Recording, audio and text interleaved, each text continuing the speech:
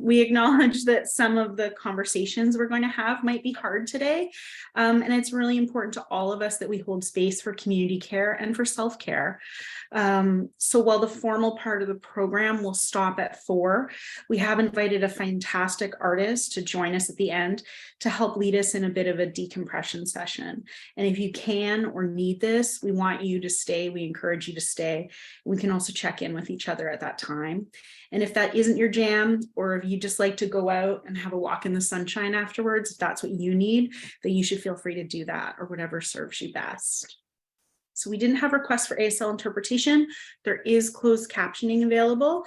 You can activate that if you don't know how by clicking the captions at the bottom of your screen, or if you aren't full screen, click the More button on the bottom of your screen, and it will pop up, and then you can see captions there and enable them.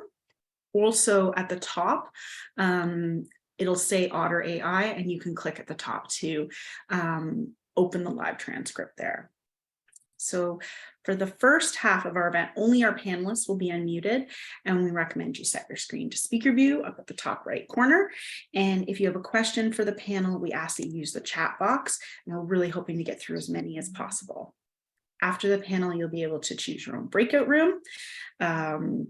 Each group will have a moderator moderated by one of our wonderful panelists, and we're going to ask that one person in each group volunteer to take notes and be comfortable reporting back to the whole group after. And if at any point today you don't feel comfortable being on screen, by all means turn your video off. I think we will, after the Q&A, or maybe after the bio break, do a quick little group photo for social media, and it's your option to turn off at that point if you don't want to be part of that. So this event is presented by East End Arts and Mural Roots, and is funded by a seed grant from the Canada Council for the Arts. There's a bunch of staff members behind the scenes today, Chelsea, Tyler, and Alex from East End Arts, and we also have Marta and Karen here from Mural Roots, and we're all going to be helping moderate the chat and breakout rooms today. And we really started this conversation a year ago with East End Arts bombing misogyny panel, and I feel like we just scratched the surface of some really important issues at that time. Afterwards, Marta from Mural Roots reached out, and we had a fantastic conversation about what both of our organizations could be doing to make sure this wasn't a one-off conversation, and that we had the ability to continue having conversations and create some recommendations and action items moving forward to bring what we hope is real change for our sector. Marta didn't want to be in the spotlight, but she really should be. She headed up the grant to the Canada Council for the Arts and is running all the admin behind this project. And I think all of us know here what a big job admin is. So I get to sit here with my 1 year of theater studies from U of T under my belt and talk to you now. But I would say that Marta really is the heart of this collaboration, and working with Mural Roots is really such a pleasure and fills my heart. So thank you to Marta and Karen. As arts organizations, we are really stronger together. So that's enough for me.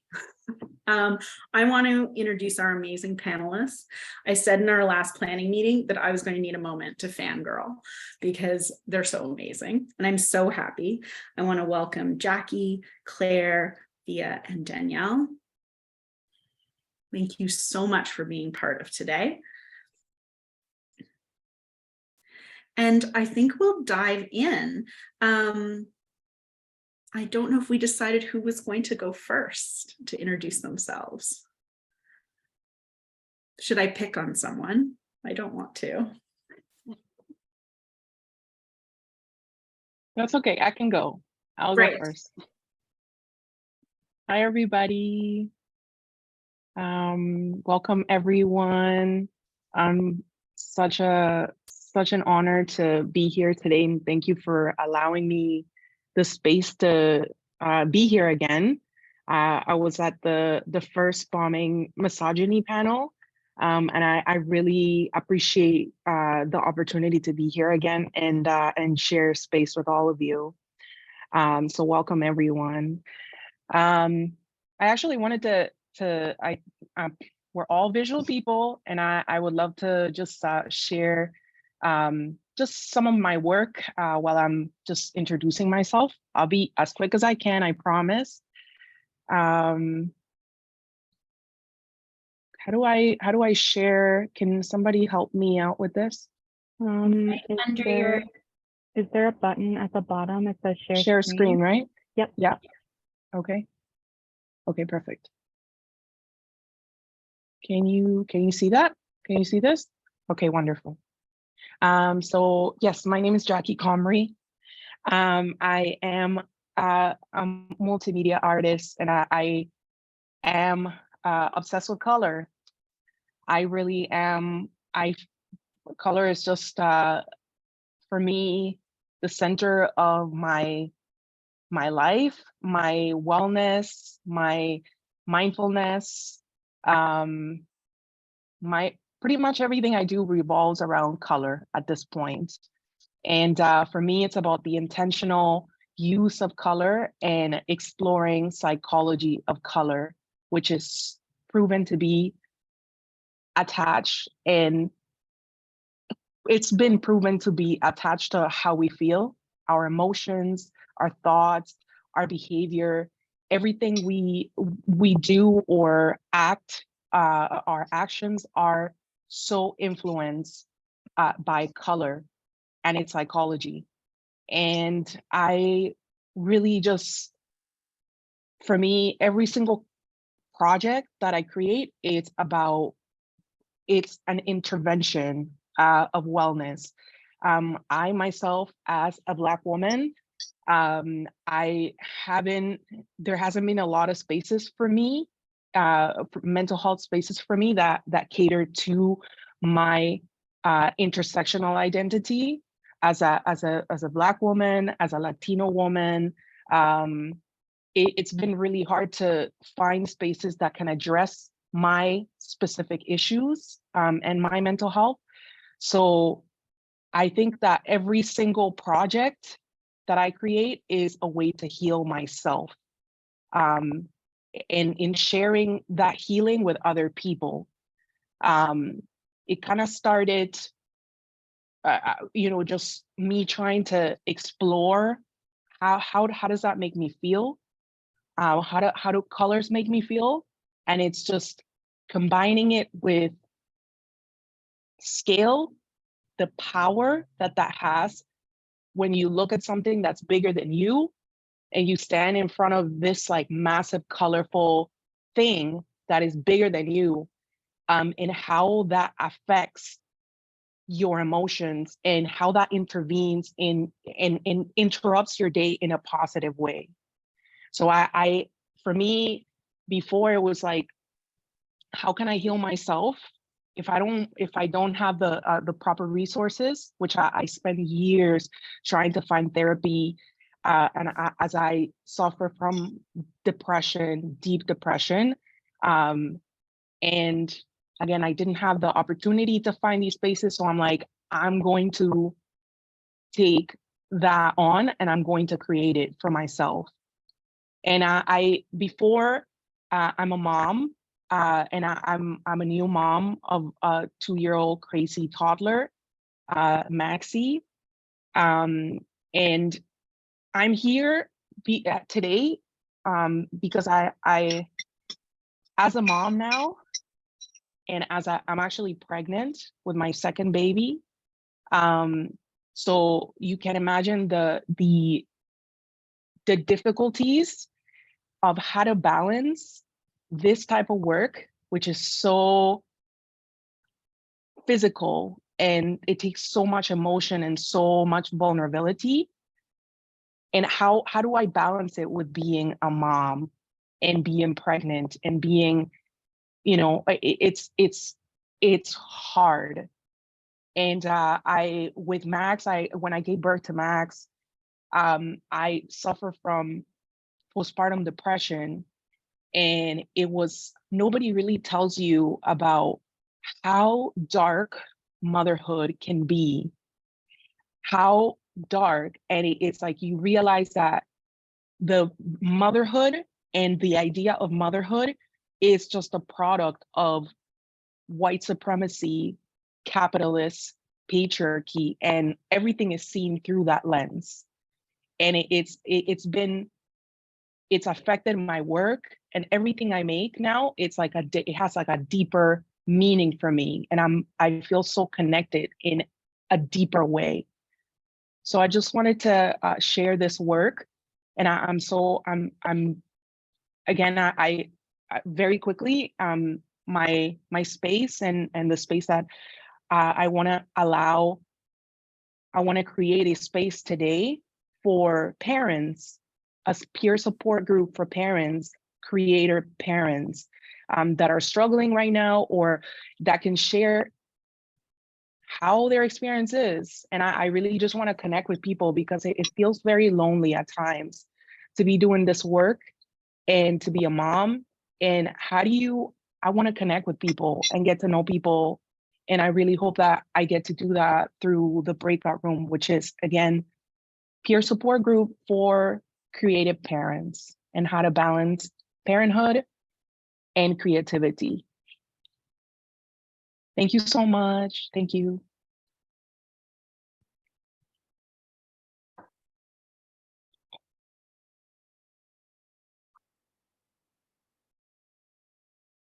Okay, so how do I get out of here? Okay, there we go. Thank you so much, Jackie. And I think Thank you, everybody. I think even if you're not a mom, if you want to be a mom, or, you know, it's worth thinking about. Thank you. Who is next from our wonderful panel? I'll chat next. So again, I was a part of Bombing Misogyny about a year ago. And at the time I was kind of entering, having only begun the process of creating public artwork and murals since 2020. So I was kind of coming in with a little bit of maybe just like newer eyes to the scene of like what it felt like right now, and kind of what my own experience of trying to like step into the space had been. Also, I should probably introduce myself.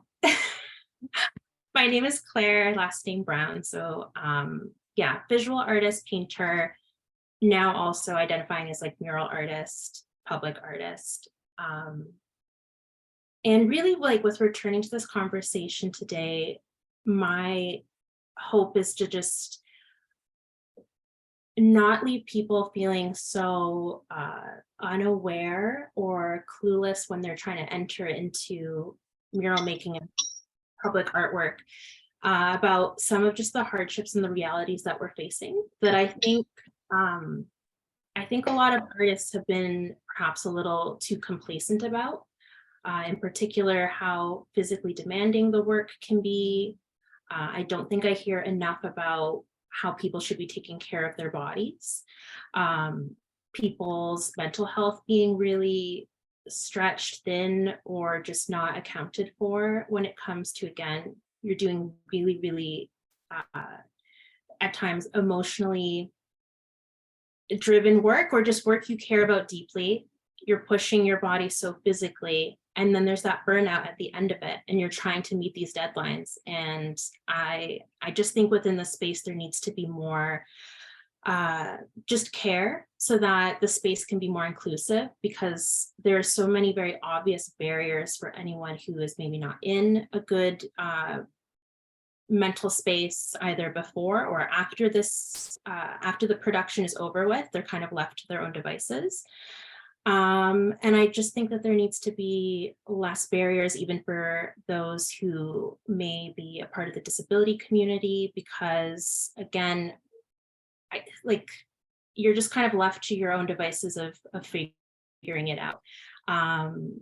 So I just think that there's a conversation to be had today about how can we make the space more inclusive? How can we make it not a place that can leave someone feeling exhausted at the end of it? Because I think that public artwork, murals, and just people having beauty in their community space is so important, but it shouldn't be at the cost of artists' bodies and mental health.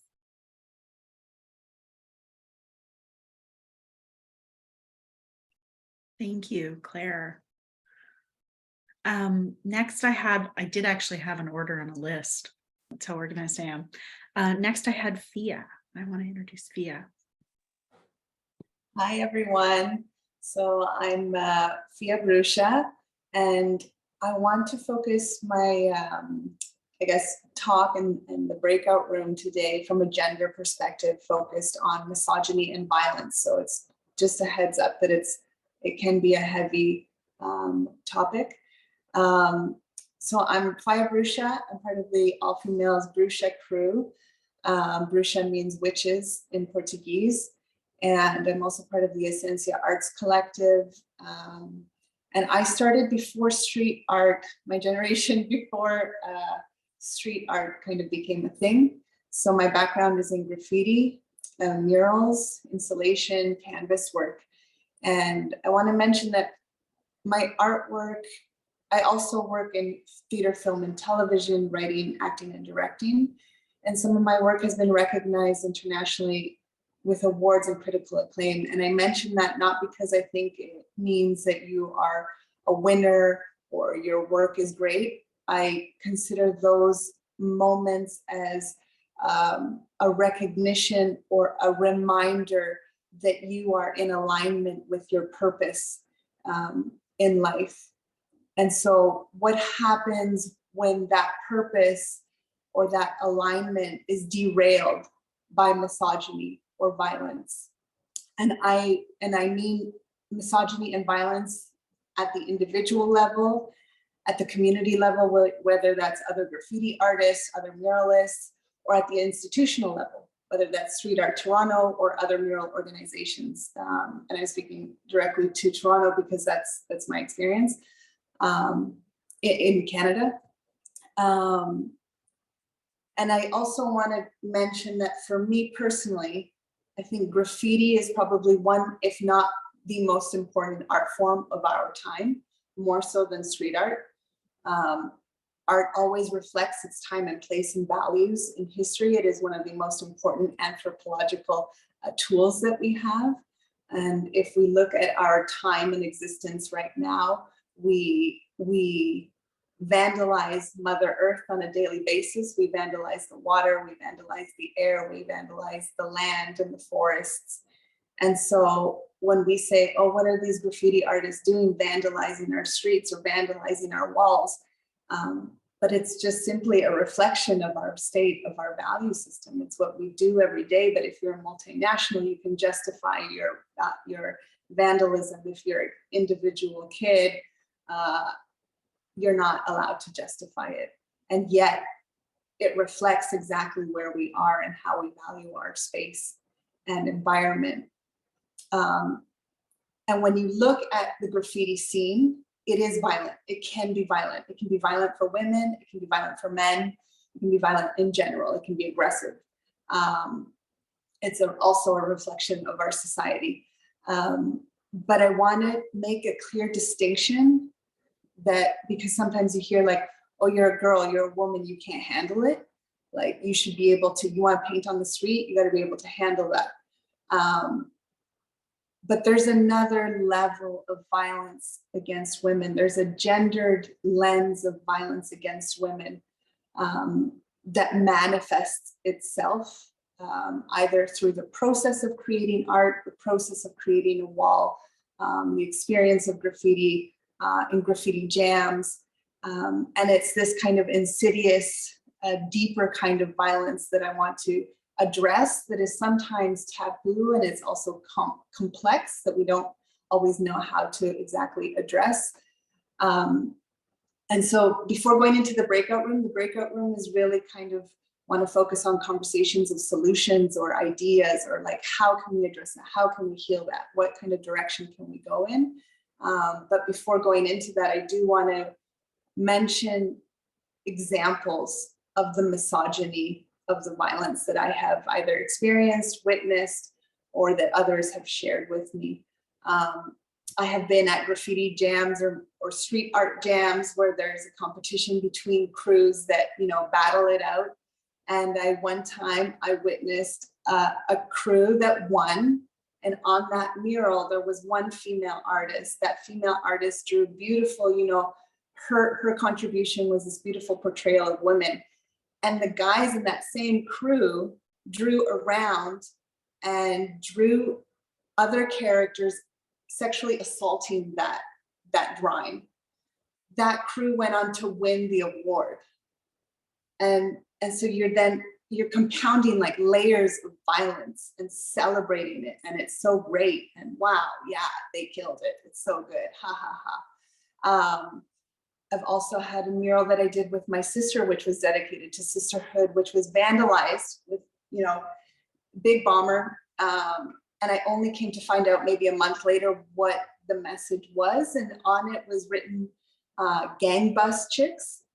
And I later found out that that's violent pornography, which features the kidnapping of women taken onto a bus and raped and then thrown out onto the street. I have also been threatened that I will be shot when I'm painting a mural. Oh, you're the type of girl that deserves to be raped. These are by fellow graffiti artists. I also know of stories where other female street artists and graffiti artists backed away from the scene because they too face a lot of violence. One was threatened to be thrown off of a balcony. The other one was shot at. This violence is combined with a sexualized misogyny, the objectification of women. And so you hit another kind of level of threat, of violence when you see that. Then you add the layer of racism. So I've experienced where our murals have, you know, huge letters written on them, vandalized with alien. So for those who don't know, alien means like, you're not from here, go back to your country. Then told by fellow other, you know, street artists and graffiti artists, oh, you shouldn't be painting here. This isn't your territory. You need to go back to your country. And so, you know, I'm Latina. My crew, Brucia's crew, is international. So what does that mean to, you know, go back to your country? And so the objectification as a woman, the racism, the discrimination that you face, and then not only at the individual level, when you look at the community, if you speak out, if you start speaking out, how are you silenced? How people become uncomfortable when you speak out? How do institutions react or become complicit with those persons that are violent because it's just too uncomfortable to call out? And so I'm reflecting on a timeline that exists prior to Me Too. I think post Me Too, maybe it's a little bit less taboo to talk about, but it's still, the tabooness still kind of exists because we don't have the tools. We don't necessarily have the language. We don't know what the right, you know, pathways are to address that. And so that's something I'm interested in building and communicating today and with community, so that those conversations can happen and those ideas can, you know, sprout and we can water them and they can grow constructively. And I do want to also recognize the work that Marta, the director of Mural Roots, has done and East End Arts has done, because this is the first time that I have seen since Bombing Misogyny and this series that is happening. It's the first time I have seen anything like this happening in Toronto or in the mural scene that addresses kind of an inclusive lens, like let's have these conversations, which I think is fundamental for a culture change. So that's all. Thank you. Thank you so much, Pia. And now I'd like to welcome Danielle.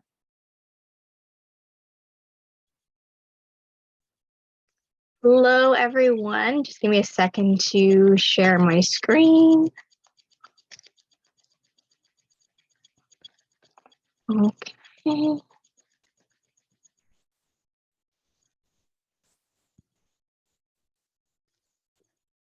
Not. Okay, hello, Annie Bourgeot. My name is Danielle Hyde. I'm an Indigenous artist, persons with a disability.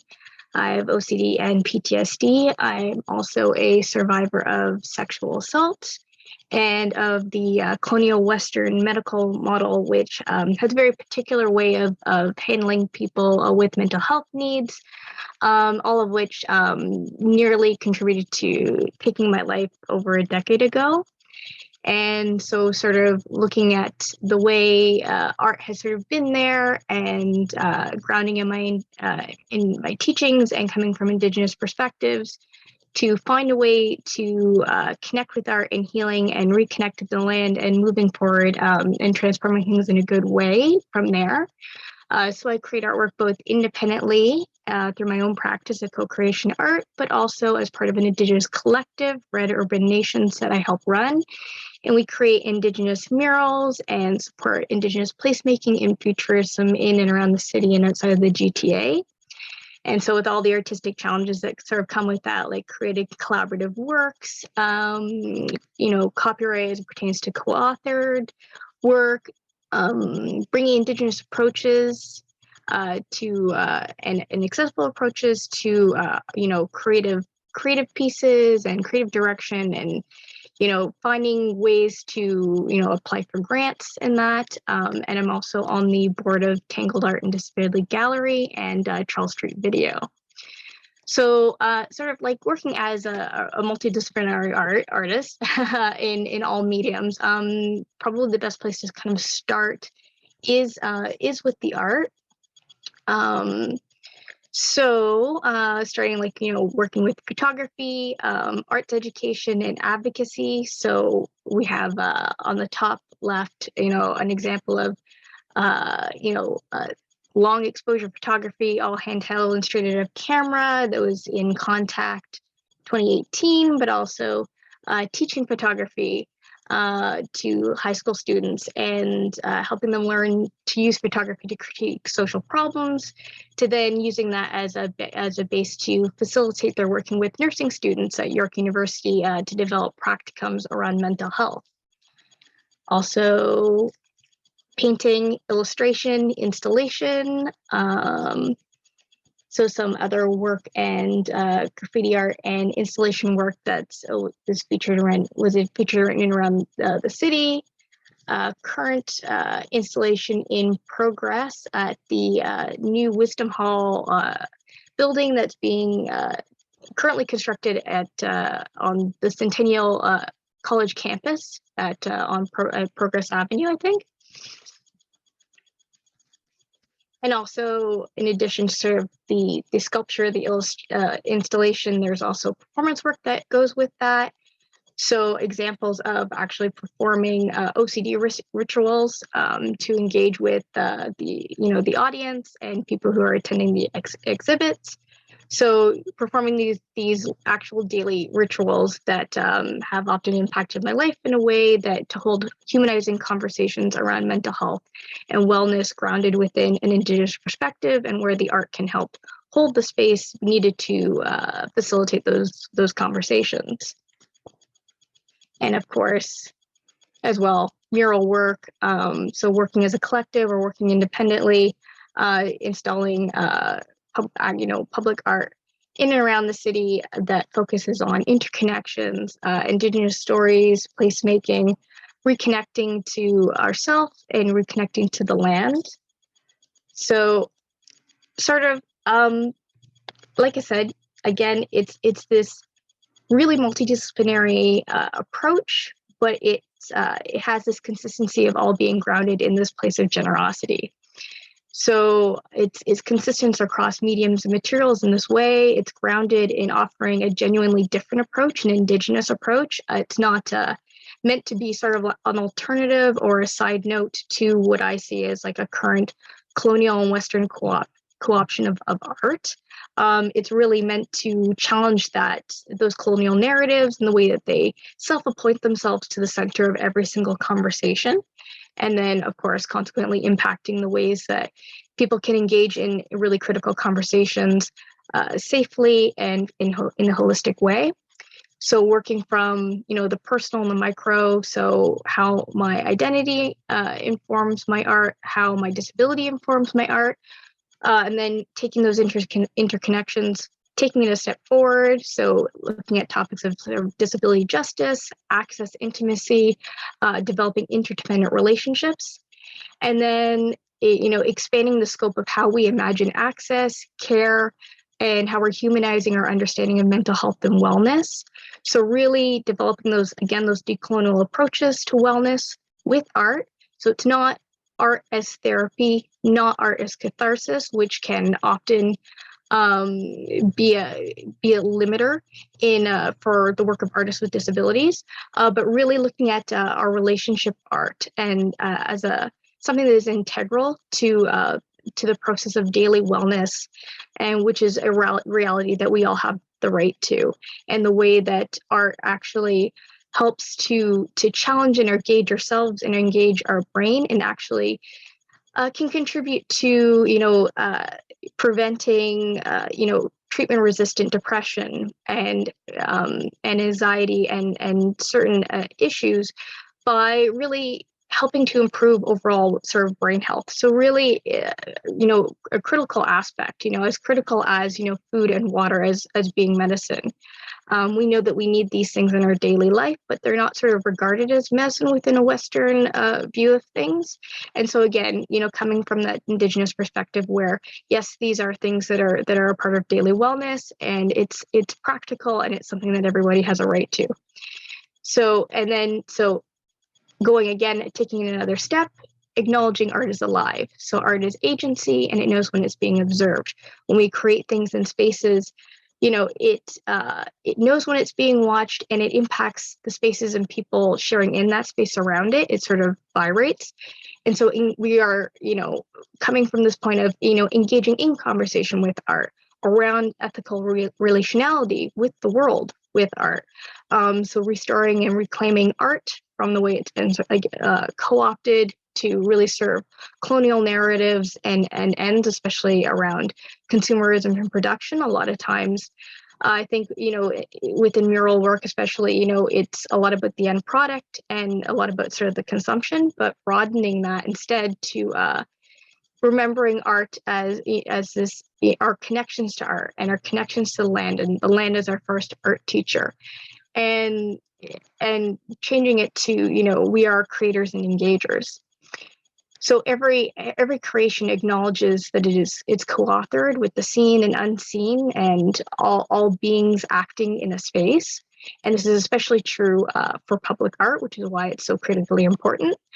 And our abilities to create are the ways that we revisit our agreements with spaces. So when we are sketching and when we're drawing, or practicing any technique, what we're actually doing is we are developing our understanding of something. So we are engaging in a very direct conversation, and we are trying to understand, we are trying to develop a language with it.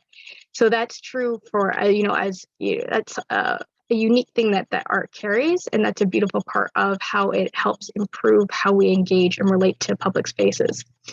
So again, revisiting these agreements is a big part of street art and murals. The work becomes a part of the community that it lives in, and it also informs the way we relate to space, carries opportunities for play, creates connection, and can show social proof of community care, and also as a means to engage care as a communal act by coming together, by creating art.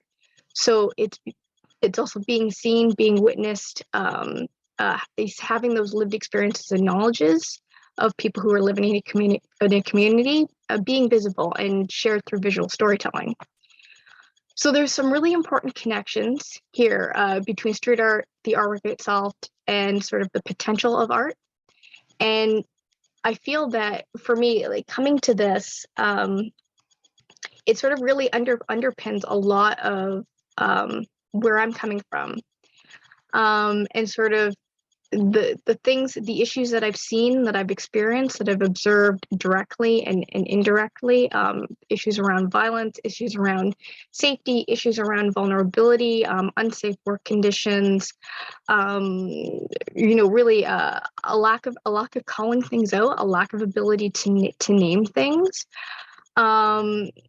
Yeah, and it's been really troubling. It's brought up like a lot of questions for me. I've noticed like a lot of issues.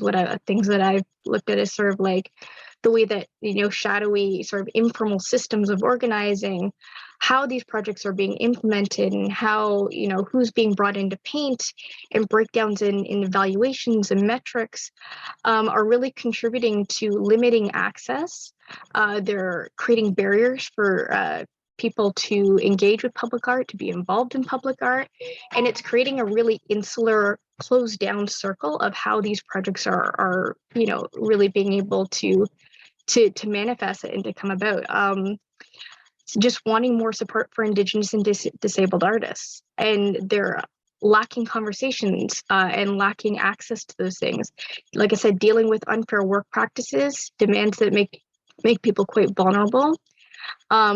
A number of situations where I've been made to feel uncomfortable, unsafe, but also dealing with really unwanted and unsolicited sexual comments, not just from the public, but also from people who are actively running the projects themselves, who are involved in curation, who are involved in supervising. And seeing a lot where little bits and pieces where approaches fail, and how it really adds up. And so you're sort of seeing a very kind of like toxic triangle where you have issues of broken leadership, structures that continue to enable the problems and barriers. And then you have sort of people who are caught up and involved in that, both, susceptible to it by ways of being vulnerable. So if you're an emerging artist and you lack the supports to speak up, but also those who may passively sort of benefit from the way that certain projects are handled, how work is sort of, handed out, how people become involved in things. And so really curious about how sort of these functional processes behind this dysfunction and the ways that they disrupt in many ways, but also continue to really go unaddressed and unanswered and unnamed. And I'm very concerned about the way that I think that what I'm observing is there's still a lot of work and decisions being made on the basis of an ever shrinking, like, closed circle of input. It's being organized in a lot of ways that focus on technical proficiency of like the units, and operating in roles that are sort of like unchecked. And I'm seeing sort of like where there should be freedom to create and engage, there isn't, and when there should be accountability and some kind of understanding of process and transparency, there isn't. And considering how, the ways that in a lot of ways, it's just going through the motions, because public art is going up, paint is going on walls, but we're sort of stuck in sort of what works, and that isn't challenging or innovating in the ways that we need to address these issues that are impacting our artists, that are impacting our community. And impacting our ability to really discuss important stories and deliver really important messages, and the ways that we can do better. We can always do better in how we're doing things, and so it's just there's little to no light being shed on these issues that are really persisting. We are continuing this process of what works, and not necessarily innovating where we need to innovate. And as a consequence of that, the problems that we're having are just moving along with us, and they're only compounding. And the impact that they're having is only growing in its severity, and the gaps that are being created. And just hearing things like just even things like seeing the way that simple things like feedback surveys are being handled, and having it all tied up into sort of like payments, and which ultimately forces artists to disclose their name to their feedback, and trying to address those things, and the point not getting across that privacy is the default, and that when providing that feedback, it's really important that the artists feel safe in order to challenge things, especially if you are if you're emerging, or if you're new, or if you're friends like with the people who are involved in a project. It may not be a place where you're able to put forward the challenges or issues that have happened, and hearing feedback from other artists, which is like, I've given up. I've given up on addressing change in that way. And hearing that is really problematic because, it's clearly the process itself has failed, but what's actually what's happening is on the other end, they're just seeing that the survey's done and, oh, look, we've got no negative feedback, check this is okay, check this is work, we can just continue as it is. And ultimately, there's no change, there's no opportunity to sort of like innovate or improve. And just the way that people are suffering, as a result of that, really bothers me. So I really wanted to sort of create a breakout room that sort of tries to sort of like break these problems down, why they're persisting, and what the current image of street art sort of looks like, and creating a place where we can sort of view the problems from, and maybe consider the ways that we can create adaptive change, create solutions, challenge sort of like the assumptions and barriers and complex problems that we're dealing with. And maybe even if it might be a bit ambitious, but find some ways that we can develop some experiments or ways to radically engage that, some solutions that we can start to work towards, so that way we can improve that situation and improve access, improve diversity, improve support for the artists, like for all artists, because we all benefit in the end when we're able to better work from the edges and bring people in. And I think that's just going to be better for street art overall, in the way that we're able to use that to connect to our public spaces. So I will end it there. Thank you, Danielle. Thank you, Thea. Thank you, Jackie. Thank you, Claire, for sharing. My name is Marta, Managing Director of Mural Roots. Not that it matters, other than being the person that writes the grants and make sure that we can pay people at the end of the day. This is having these conversations is one of the reasons why I wake up in the morning and do the work that I do. Like, this is the thing that I value the most, I have to say. As I said, thank you for sharing. There's lots to process. We have a few minutes for a couple of questions from the audience. If anybody wants to ask anything to our panelists, and then we will go into like a little bit of a break for like 5 minutes or so, because we're running a bit behind as usual, which is always the case, which is fine. Yeah, any questions, anybody who would like to ask anything in the chat, that would be much appreciated, or any comments, like anything that the audience will like to share.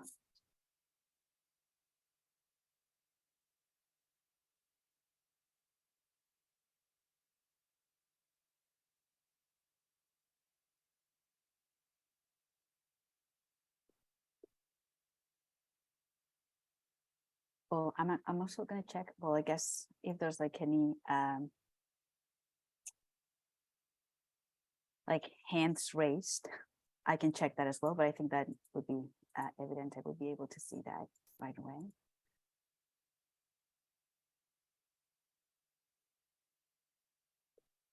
No, everybody's good. Okay. Everybody thinking about the breakout rooms. Yes. Okay. Liza, I'm not sure if it's Lisa or Liza. Hi. Hi. It's Lisa, because I'm in Mexico. So okay. Yeah. Oh, okay. My question is, I know we are in different latitudes. I'm in Mexico, you are in Canada, but I think the subject is the same. It's about women being out of the projects. For me, I have the perspective that the ones who choose who those spaces are given to. My question is that, like, what do you think the people who is choosing who is going to use the space, who is in the back? For me, I have the idea, I don't do so many urban art here in Mexico. My chances has been outside of Mexico. And for me, it's like a political thing. So I don't want to get like my art in this political fight and corruption, and I have trying to keep myself away, but it closes my chances because I'm not known for a lot of people, because I keep myself like underground, like I don't want to be seen because I don't want to be in the public eye because this is a corrupted environment. I don't know. So my question is, like, I hear a lot about we should have more chances to have those spaces, but who you think we have to work with, like in the politics side, or the people who has the money to give you the wall, or who are the ones who choose that, Thank you, Lisa. Does anybody want to address that? Fia, Claire?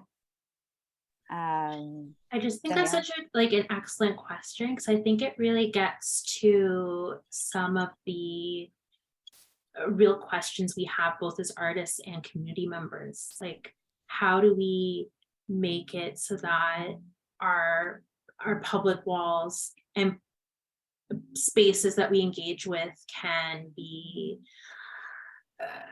not purely curated only by a few, but can be shared, developed by all, or at least more diversely. Because I do think that it's important to maintain a degree of like actual street art, of having people who are just expressing themselves, maybe not doing it through a call that is sanctioned. Like, I think there should be a healthy capacity for that to take place. But equally too, like, I think that you can achieve really wonderful, incredible large scale works when artists are invested in and able to make beautiful work. I mean, Jackie is an excellent example of that, where we should have artists being recognized for their work and having space to make something gorgeous and beautiful. So I think that communities should have more say in how that relationship is developed, really. And I'm not sure how that would be achieved necessarily, but I do think that community members should feel engaged with the art that's being made in their communities. Maybe I'll add, having painted in Toronto, Montreal, in the US, in different countries too, the context of each municipality plays into this. So there's different regulations, there's different rules, there's different cultural expectations, either fear of public art or celebration of public art. In some places, murals or street art or graffiti are very political. In some places, it's very superficial. I would say in the context of Toronto, it's become so commodified and controlled that it is apolitical. You're actually not really allowed to be political or social unless it like checks a very specific box of diversity and inclusion. But if it falls outside of that, you will not be supported in that. And I think your question is like hits the head on the nail, because probably the hardest part in art and in creation is to find your crew, your collective, your community that will support you in moving forward. And I think a lot of the time, sometimes we celebrate the individual artist and the individual that has succeeded, but behind a lot of successful individuals, they've either worked 24/7, have burnt out a few times, but they also have some kind of support. And I think when you look at male industry in the arts, whether it's film, television, murals, they have their crews, they have their setup. They go, they play with whatever the machines or the tools are. And women are progressively, I think there's more coming up. But it's still like finding the grounding. And what I would say from my older generation that painted before street art was a thing, and now I see street art, is you just have to go and paint. You have to find people that want to go and paint. And one thing that I want to flag is in the newer generations is I don't want people to think that they need the institutional validation and permission in order to paint on the street. I'm not saying go out and vandalize. It's not the same. What I'm saying is don't think that you become an official artist or a muralist because the institution has approved of you. So how do you find your collective? How do you find that group that can go out and support you, whether you want to paint political or not political, and understand the context within which you are painting. So in Toronto, it's going to be, for example, a lot harder to find a public space to paint because it's so regulated and it's so controlled. But if you look at the history of that, and that model is being spread to different capital cities around the world, it is based on commodification and capitalism. So you have a central unit, which is the municipality, which then profits off of a system that cleans up the vandalization. You have a whole machinery that goes around. And when you get the approvals for murals, somebody in the office makes a stamp, gets a paycheck, passes it to somebody else, gets a paycheck. There's a market system that happens there, which is very, it's smart. It plays into how our economy works. But so understand the context of what city you are in, where you are in, how that culturally fits in. Thank you. Thank you, Claire, as well. Danielle, did you want to add to that? Yeah, I did quickly. I think a really good word that came up is it does sort of like feed into sort of like a machine and sort of definitely a commercialization of space. So I think the thing is that it's a joint project. It's a joint involvement. The public art sort of lives in the community it's a part of. And so it's a challenge. The challenge is in the balancing act. So to engage in sort of the open experimentation that's so critical to street art and sort of activates street art and honors that creative expression and freedom, while at the same time having a process that makes sure that everybody who's involved, that their needs are met, and that what is being developed meets the needs it's meant to serve, and it's able to adapt and serve each local setting that it's sort of like occurring in. So I think there's like that balance, and that need for sort of like adaptation and being critical, and that can come in like all forms, not just exclusive to city sanctioned or projects or institutional projects.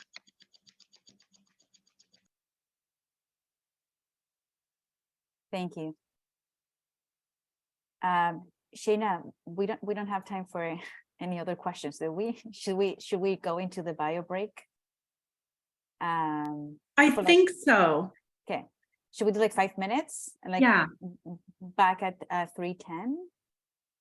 Oh, and sorry, like I just saw this in the chat. Gibbon Miss Edna Berry.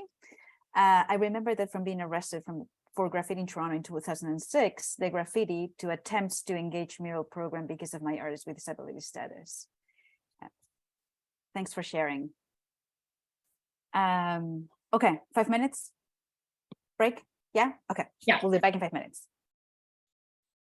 I feel like, yeah, Chelsea, you're right in the chat. There's never enough time. And I feel like we're constantly learning. So we're learning how much more time we need and how much more time we need to have these conversations. But I wondered if people wanted to just take a second and maybe share in the chat how you're feeling, maybe on a scale of like 1 to 5. 1 being like low energy, 5 being awesome. And then maybe we can start sharing. Yeah, I feel like everyone wants more time. Next one we are having. I was gonna say we're gonna have a couple more. So Yeah. Sorry, Marta, I jumped on your stuff. Like hand it back to you. no worries. Like I said, it's like, am I supposed to chat? Sorry. No, now we can ask the different groups to share. Yeah. Should we start with Jackie's group? And we'll just go down the list in the order that the breakout groups were, 1 through 4. Hi again, everybody. I had the pleasure of connecting with Safi, Catherine, and Janine. I thank you again for being so open and just talking, truth about this experience of being, becoming parents and navigating and balancing and the joys and challenges of navigating this, like, bringing a life into this world while we're creating. I think I really, a lot of things resonated with me, and I felt, that there's this feeling of guilt that we all shared, of sharing and having to be out for hours and hours and making sure that we're creating and doing our work, but making sure that we're also, taking care and paying attention to this little person that that we've created. I shared, recently I was in Calgary, and I was doing a festival there, and I had to create like a 12-story building.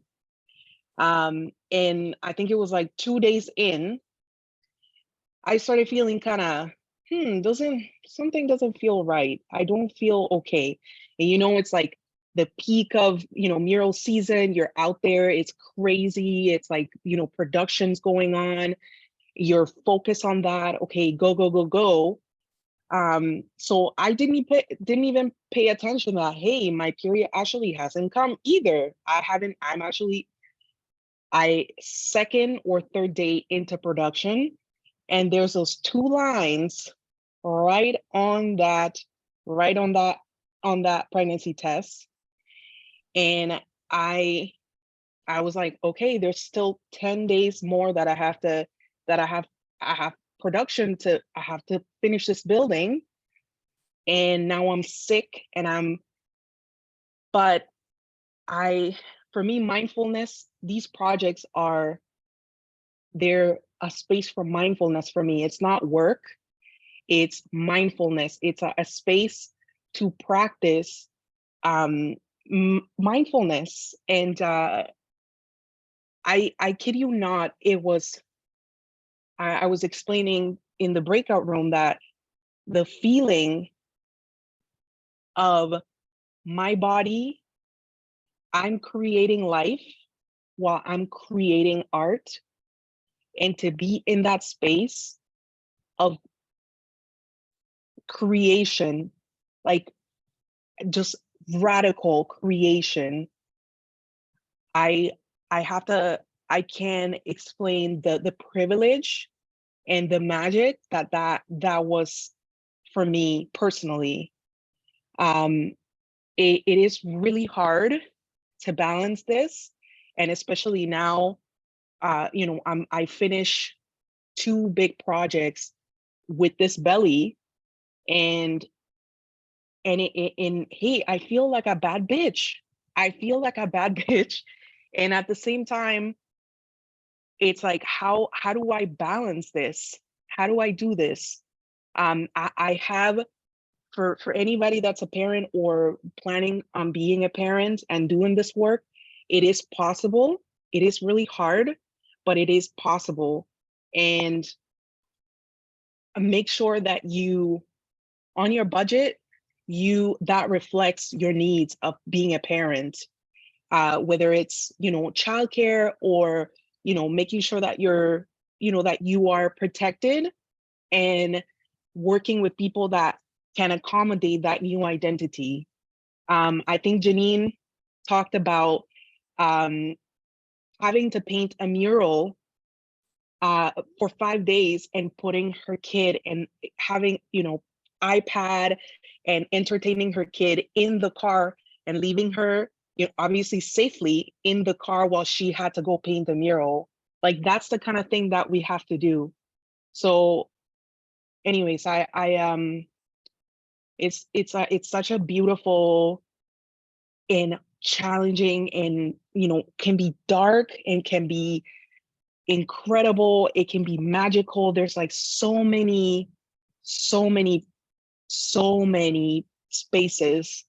So anyway, so I just wanted to share that. And yeah, Safi, Janine, Catherine, it's like, again, love sharing with all of you. Thank you.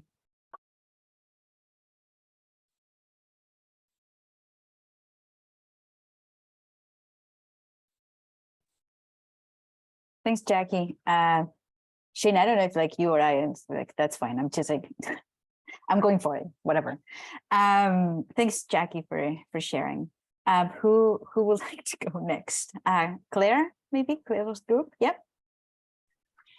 So we had an excellent sort of sharing session about diversity inclusion. We were kind of just discussing our own relationship to what the mural scene has been like, because a lot of the lovelies who had joined me in the breakout room were in a similar place of kind of really recalling those early stages of trying to get into mural making, trying to make artwork in a public space, and starting to just feel barriers of whether it be working,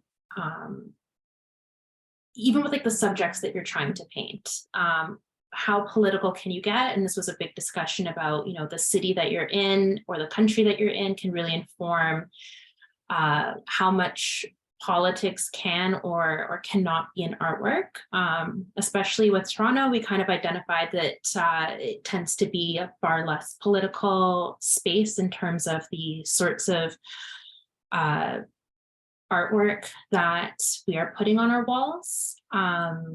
A great point was brought up about how difficult and challenging it can be to both find or just access supports. Like, what avenues exist for those who are looking to advance their career in terms of murals, or even begin one, to be honest. I do think that it can be very difficult from the outside to figure out how to get that invitation in.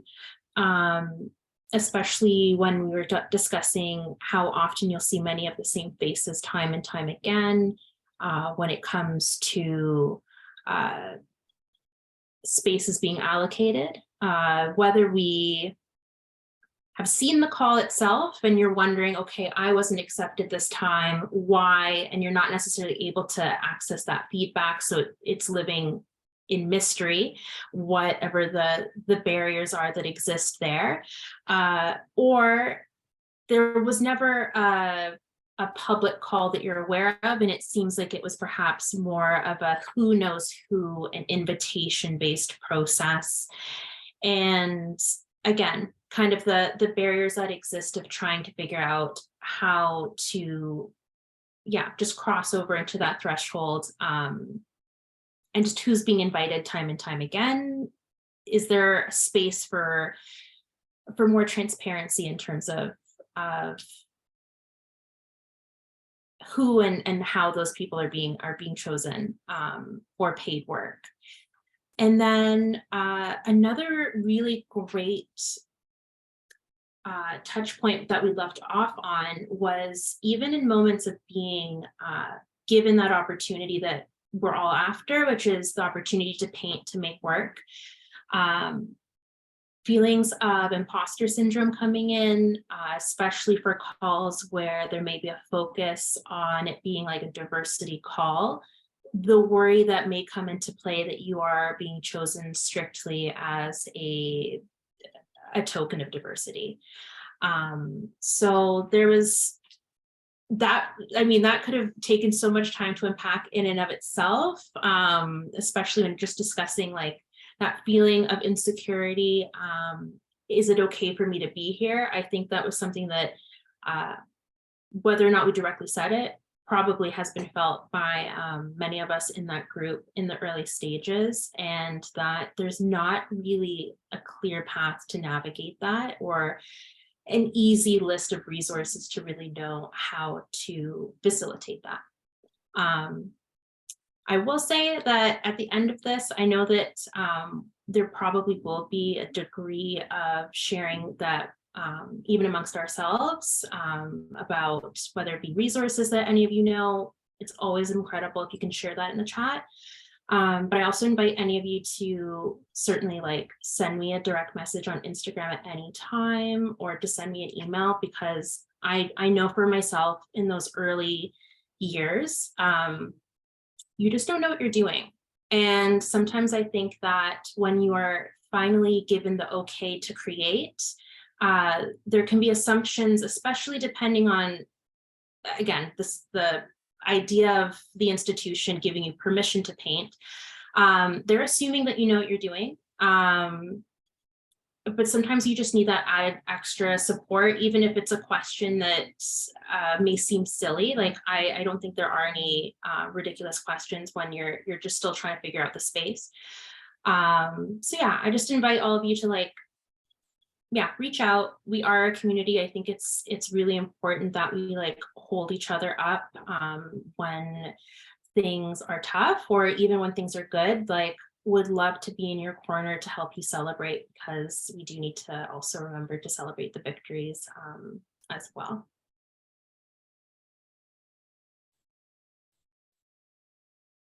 Thanks so much, Claire. I always say that we do not share enough, that we don't gather to share enough. And now after the pandemic, it's even more difficult, more complicated. So yeah, it feels like there's never time for that. Thank you. Fia, I guess you're next. Yeah, with your group. Thank you. Yeah, so I feel like we just barely scratched the surface, barely got started. But one of the main things that came up was conversation. So with regards to misogyny and violence, it was brought up, you know, sometimes it's the people who are on the receiving end that have to bring it up. But how do you engage in conversation with the men or the perpetrators? What does that look like? How do you raise awareness in that area?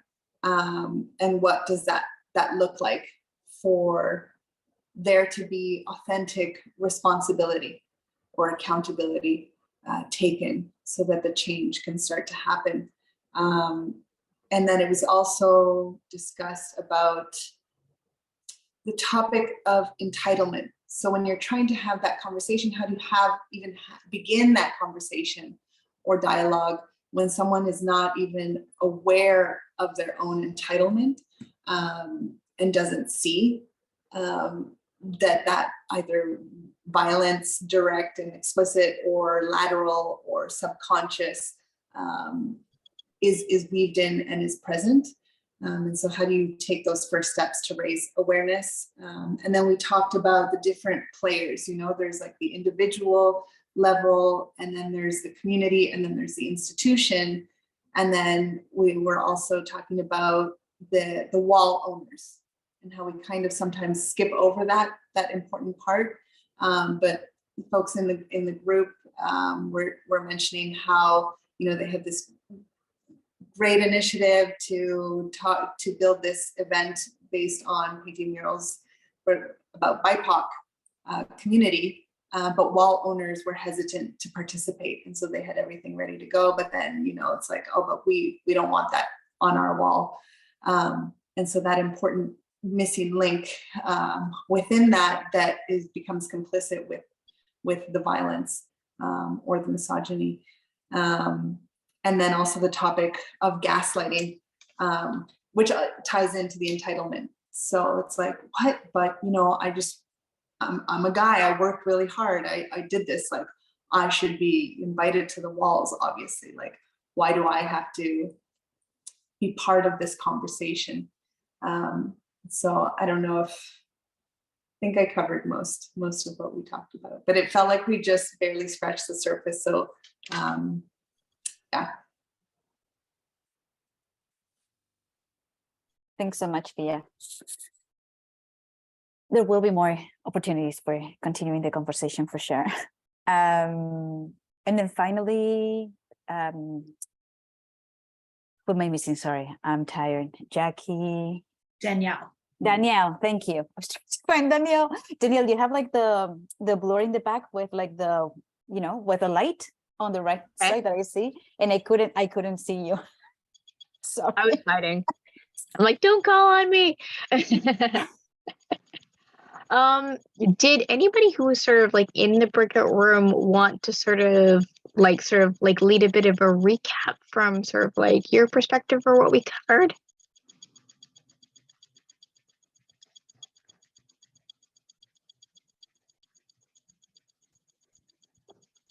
I can just go ahead if that's a no. I'm gonna assume that that's a no. Silence is a no. Yeah, so very similar in that I feel like we just started to get comfortable and sort of like talking and sort of engaging with the challenges and sort of the questions that we had around, you know, how Strader is operating and what it looks like and what we're noticing that isn't functioning. So really starting off, you know, something that they came up quite consistently is challenges faced by female artists in terms of being validated in their craft, being respected in sort of in their craft, and being honored for the work that they're doing, having difficulty you know, being appropriately compensated for that work, as well as difficulty sort of getting larger scale jobs. I know that that it was mentioned sort of like in Montreal, the ways that you know, all the contracts are predominantly going to men and male presenting artists and not to female artists. And it's a very similar situation in Toronto as well. So it seems to have, there seems to be a bit of a universal issue there, and not really knowing, you know, what ways you would sort of like, you know, maybe counter that or challenge that. Also difficulties in terms of navigating and negotiating contracts, because there are those inherent assumptions about female artists and the value of the work that they create.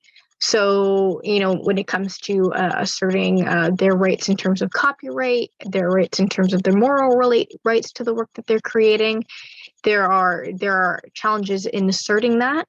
So when that starts to, when it seems like when the conversations get, you know, complicated, you know, rightfully complicated and nuanced, you know, people like into private contracts seem to become disinterested in hiring those artists. So whereas it doesn't seem to be an issue presented to male artists that many male artists are encountering, and that you have a situation where you have a lot of those contracts are going to male artists.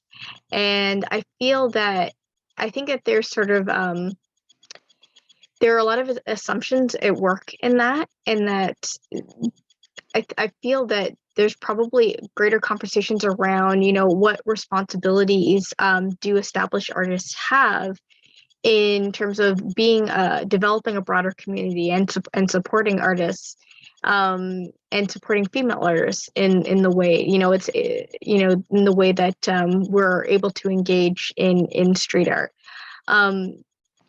It's sort of like taking on the responsibility for their roles in the barriers, in the problems and the discrimination and the harassment that is faced in the way that, you know, street art is operating today. And like I said, I feel like we just started to kind of get comfortable in the conversation. I feel like I covered everything except and one more thing that came up was just sort of the way that female artists start to gravitate towards smaller projects because they're being awarded those smaller projects, and that sort of setting a plateau or sort of expectations or assumptions around female artists to work on a smaller scale, and ignores the possibility that female artists want to expand and challenge themselves and take on larger projects and larger wall space and work more collaboratively in those spaces and be challenged and have their work viewed in the same way that other male artists are having their work viewed. And difficulties around sort of like moving and like accessing like materials and transportation also came up, but really the main focus was really around the way that female artists are just not they're operating under a set of conditions where they're not being viewed on the same level in the same way and through the same frame as male artists, and the inherent barriers that are coming out of that, and possible ways that like needing like ongoing conversations for the ways that we might want to challenge that or address sort of like reclaiming the ways that street art is those projects are coming about and working together more collectively, so that we are creating supportive spaces where female artists can get the support that they need to access larger contracts or to negotiate for larger projects. And so I feel that is like summarizes it, but if anybody wants to step in, but I will end it there. Thanks so much, Danielle. Well, thank you all for sharing. I know that we're tight on time, but I wanted to just ask if there are any final comments. Anybody has this need to like share something, we can make some space for that.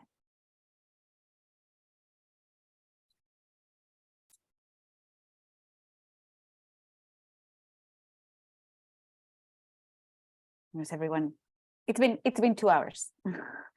I acknowledge that, and thank you for sticking around, for participating. So Sheena, maybe we can go directly into the thing. Well, should we touch base on like next steps? What's happening after this event? Yeah, I think so. I think it gives people that we're not just like, yeah, like we wrap up here. That's it. Brittany, I can see when's the next one? Well, so the seed grant that we received from the Canada Council is going to allow us to do 3 events, 3 gatherings. So we will now take the learnings from today, sort of like do a debrief with the panelists and start to prep for the next one and what topics we want to address, or if it's like the same topics, but getting more depth. Like we will have the conversation with the panelists. At the end of the day, Eastern Rights and Mural Roots, all we're doing is really providing the space for the panelists to decide how they, make this look, how they want to make this look like. Yes. So there will be 2 more sessions in the new year. And I think before the mural painting season begins, which is like what makes really the most sense. The last one might be in person in Toronto, might. Let's leave it at that because we have no idea how we're doing, how we're going to be doing like by April. So it might be in person, but I was very pleased that folks from all over the country joined. So now I think that we might revisit the in-person portion. Yeah, and after all that, we're really hoping to come up with like an action plan that sort of like, acts as a roadmap for us to address barriers and misogyny in this sector, and like just like overall make it more equitable for everyone. So yeah, those are like the next steps. We will take this back, analyze it, debrief, and then build for the next event, and then we will do the same thing after the second event in prep for the third. Amazing. Yeah. So yes, well, thank you all for thank you to the panelists, first of all, for being part of a conversation like this for a second time. I have to say that these are very difficult conversations to be had. And like, you know, the fact that you're coming and sharing and holding space and opening wounds for a second time, like that takes a lot of strength and a lot of courage. So courage or courage, for some reason I say that word in French, but thank you so much, like super appreciate that, you know, that you agreed to participate on this. Like, yeah, like always a pleasure to work with all of you. Thank you to EastEnders. Like they said some really nice words about Mural Roots at the beginning. So now, you know, like the thumbs up goes out to you guys. You're always a pleasure to work with. It's like just like such a delight. So yeah, thank you for agreeing to partner on this. Thank you to the Mural Roots team. Not everyone is here today, but thank you, because, you know, like it is a team effort. It always is a team effort. We're a very small but mighty organization. So, you know, it always, you know, it takes a village. Thank you to the Canada Council, obviously, for providing the funds to get together today. And thank you all for just being here, for making the time, for agreeing to share and participate and be part of the conversation. Because, you know, like this event, this gathering would not be a gathering without you. So thank you so much. Like, yeah, truly appreciate that, you know, like you decided to join us before the holidays on a Tuesday afternoon to you know, to have this conversation. Thank you.